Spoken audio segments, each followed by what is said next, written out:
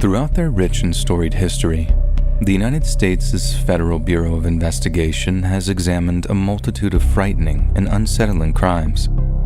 But in the mid-1970s, the FBI was tasked with investigating a series of violent incidents that had captured the attention of the American public. It was a story of alleged brainwashing, militant politics, and innocence lost.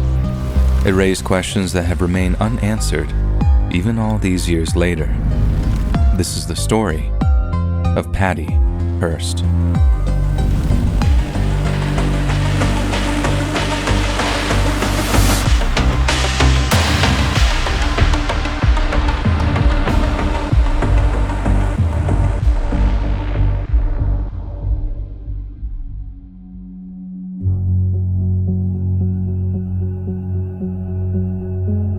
Patricia Campbell Hearst was born in San Francisco on February 20th of 1954 and was a granddaughter of billionaire media mogul William Randolph Hearst. At the time of his passing in 1951, William Hearst's assets were valued at the modern equivalent of $330 billion. William's vast wealth made his family one of the richest in the world, and with money came fame. By the mid-70s, the Hearsts were a household name throughout the state of California, synonymous with old money, excess, and the trappings of capitalism. Some found their story to be inspirational, regarding Hearst as the personification of the American dream. But their billions also made them a target for those with sinister intentions. On February 4th of 1974, Patty was a 19-year-old college sophomore, living with her fiancé in an apartment on Berkeley's Bienvenue Street. She tended not to flaunt her family's name or status among her social circle, but regardless, once one or two of her neighbors figured out exactly who she was, people began to talk. It was hot gossip that a member of the esteemed Hearst family was living in a hippie hole like Berkeley. But for the most part, the neighborhood greeted the news with either curiosity or indifference. There was no perceived threat to Patty's safety, and unlike some other members of the family, Patty did not have a bodyguard or any other kind of personal security. When this came to the attention of certain malevolent and delusional individuals, a plan was hatched, one which led to a group of armed thugs invading Patty's apartment at around 9 p.m. on the evening of February 4th. They began viciously assaulting Patty's fiancé, with one of their number choking her unconscious before she was thrown in the trunk of her kidnapper's car. Then, once their target was secure, the kidnappers simply took off in their vehicles, with Patty as their prisoner. The next time the trunk was opened, Patty had regained consciousness, and she was told that she'd be shot dead if she screamed or attempted to escape. Her captors then gagged her, blindfolded her, and carried her from the trunk into a makeshift cell somewhere far from prying eyes. After a brief period of captivity, Patty's kidnappers explained that she was now a hostage and that their ransom demands would be announced shortly. But unlike any other criminal organization, whose members would rather mask their identities, Patty's kidnappers were only too happy to explain that she had been taken prisoner by the Symbionese Liberation Army. There's a good chance that Patty had already heard of the so-called United Federated Forces of the Symbionese Liberation Army, and at the very least, she will have been familiar with the cold-blooded murder they meted out. Just a few months before her kidnapping, Patty might have heard the news that Oakland's superintendent of public schools had been gunned down in public, with the assassin using cyanide-tipped bullets to guarantee the death of their target. This had been the work of the SLA, who explained to Patty that the Marcus Foster's murder had been part of a wider campaign to promote feminist, anti-racist, and anti-capitalist ideals. What's more, Patty's kidnap was intended to leverage her family's political influence in order to free the SLA members who had been arrested for Foster's murder. Shortly after the SLA announced their list of demands, the state of California let it be known that under no circumstances would either of the SLA murder suspects be released. When the state made it clear that they wouldn't budge on the matter, the SLA released a new list of demands, swapping out the prisoner exchange for a call for the Hearst family to use $400 million of their fortune to end food poverty in California. In response, the Hearst family announced the creation of the $2 million relief fund called People in Need. The organization would set about feeding needy families in the Bay Area for a year, but once it was set up, Patty's kidnappers refused to release her, arguing that a paltry $2 million was just a fraction of their original demand. Yet as the Hearst family continued to negotiate for Patty's release, the Symbionese Liberation Army began a new phase of Patty's detainment: systematic brainwashing. Patty later said that for the first week of her capture, she was kept bound and blindfolded in a small, dark closet. She claims she was assaulted, tortured, and berated almost non-stop, and that at one point, her captors subjected her to a mock execution. Once her spirit was sufficiently broken, the SLA began to let Patty out of her makeshift prison cell in order to join their political discussions.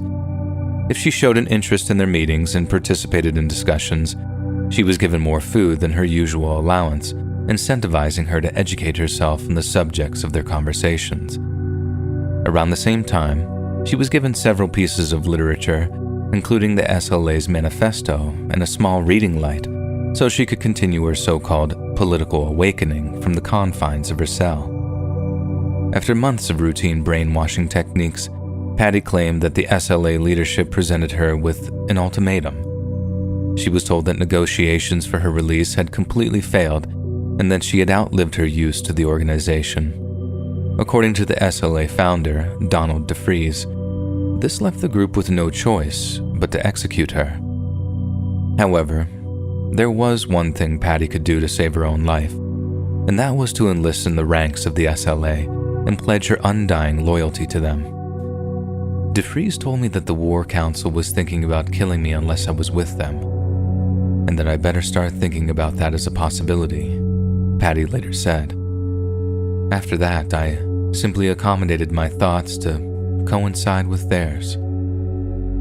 After Patty swore an oath to fight and die with her new comrades, her blindfold was finally taken off, and she greeted her former jailers for the first time. The mood was decidedly different, to say the least, and as those that had once tortured her now embraced her as family, Patty Hearst's brainwashing was complete. From then on, she was treated just like any other member of the group, and although she later claimed to have been acting out of a will to survive, Patty certainly played the part of the enthusiastic young revolutionary. She attended political education sessions, mastered a number of different firearms, and according to some ex-SLA members, partook in a number of the group's free love events. She also consented to record a piece of audio that the SLA planned on releasing to the public, and in it, Patty announced that she had changed her name to Tanya and that she was now a full-time urban guerrilla. When the tape was released, it caused a wave of intense interest from local and national media, and it wasn't long before the FBI was called in to investigate. Then, on April 15th of 1974, just over 2 months after she first disappeared, a San Francisco branch of the Hibernia Bank became the target of an SLA robbery. The nation was stunned when a pale and gaunt Patty Hearst was recorded on the bank's surveillance cameras. According to one witness, she was wielding an assault rifle, and upon entering the bank she shouted, "I'm Tanya, up against the wall, now." The robbery ended up going horribly wrong when 2 bank customers, ignorant of the situation inside, walked into the bank to be greeted by a hail of bullets. The bloodshed prompted a premature end to the robbery as the SLA members rushed to a nearby getaway car. The incident transformed Patty's public image from a former kidnap victim into a wanted criminal, and a judge approved a warrant for her arrest. Just over a month later, the manager of Amel's Sporting Goods in Inglewood observed a minor theft occurring in one of his stores. When the manager attempted to apprehend the suspected thief as he walked towards his van, a heavily armed Patty Hearst leapt from the vehicle and began firing a high-caliber rifle right into the air. This caused the manager to run for cover as the shoplifter hurled himself into the van's side door. Knowing that the police would be actively searching for them, Patty Hearst and her shoplifter comrade hijacked 2 different cars while holding each of the former drivers as hostages. They hoped to once again use the hostages as leverage for their own release, but it was too late, as just hours later, the LAPD had surrounded the SLA's Los Angeles headquarters with the intention of bringing the group down once and for all.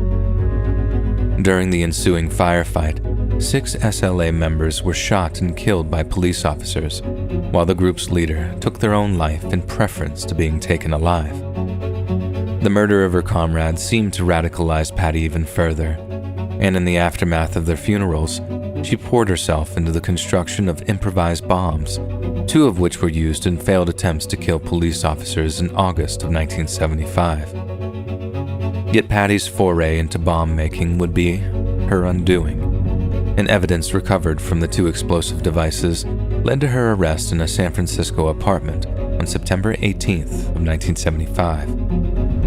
As she was booked into jail, Patty supposedly listed her occupation as urban guerrilla and asked her attorney to relay the following message to the general public.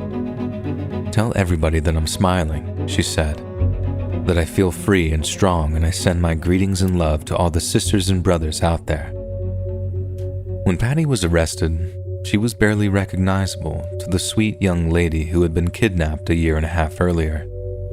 She weighed a stick-thin 87 pounds, and a psychologist noticed signs of severe mental impairment, later describing her as a low IQ zombie. Patty couldn't seem to remember large tracts of her life before joining the SLA, and confessed to being plagued by horrifying nightmares which reflected her time in captivity. At her trial for the Hibernia Bank robbery, an unsympathetic judge dismissed any claim of brainwashing and ruled that Patty's taped and written statements were made on a completely voluntary basis. According to him, since she wasn't deemed to be suffering from any kind of recognizable mental illness, she was fit to stand trial. The judge also paid particular attention to a jailhouse recording of a visiting day conversation between Patty and a friend of hers, in which she used to speak of how her radical beliefs remained steadfast in the face of a lengthy prison sentence. Dr. Harry Kozel described Hearst as a rebel in search of a cause, and her participation in the Hibernia robbery had been an act of free will. Another psychologist was asked if Patty was in fear of death or great bodily injury during the robbery, to which she gave the resounding answer of no. Patty's own defense hinged on her claim that she had been suffering from the now famous Stockholm syndrome. Her attorneys argued that her SLA captors had demanded she appear enthusiastic during the robbery and warned she would pay with her life for any mistake.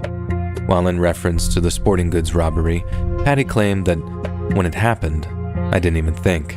I just did it. And if I had not done it, and if they had been able to get away, they would have killed me.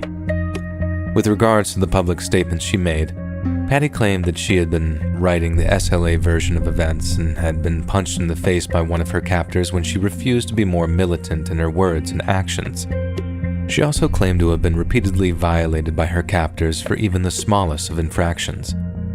When news of these allegations reached the surviving SLA members, they were outraged and claimed that Patty had been in a romantic relationship with one of the men she'd accused. It was even alleged that Patty had been given a stone trinket by the man, and had been so close to him that she kept the carving with her in her jail cell. This trinket was later paraded before the jury, who saw it as powerful evidence of Patty's deception, despite claims she believed it was a pre-Columbian artifact of archaeological significance. Despite appeals for mercy, Patty was convicted of the bank robbery on March 20th of 1976, and was handed the maximum sentence of 35 years imprisonment. However, this was later reduced to 7 years, after another judge declared the original sentence to be overly harsh. Patty's brainwashing defense was revisited years later, after Representative Leo Ryan was murdered while visiting the Jonestown settlement in Guyana. By happenstance, he had been collecting signatures on a petition for Patty's release in the weeks before his murder, and the incident garnered the attention of none other than legendary actor John Wayne. Wayne pointed out the contradiction in the public accepting that Jim Jones had brainwashed 900 individuals into taking their own life en masse, but refusing to believe that the SLA could have brainwashed a young and impressionable teenager. The actor's plea touched the hearts of many who were skeptical of Patty's brainwashing claims, and it prompted President Jimmy Carter to secure her release from prison 8 months before she was eligible for her first parole hearing. Patty later recovered full civil rights when President Bill Clinton granted her a pardon on his last day in office. It's almost impossible to determine the exact truth of Patty Hearst's kidnapping, and if she really believed in the Symbionese Liberation Army's core ethics. But if it's true, if she really was brainwashed by her captives, the implications are terrifying. There's no doubt that Patty came from an especially privileged background, but by all accounts, she was still just a regular teenage girl. But once she was a prisoner of a group of deranged radicals, all it took was a few days of starvation and torture, and that regular teenage girl was gone.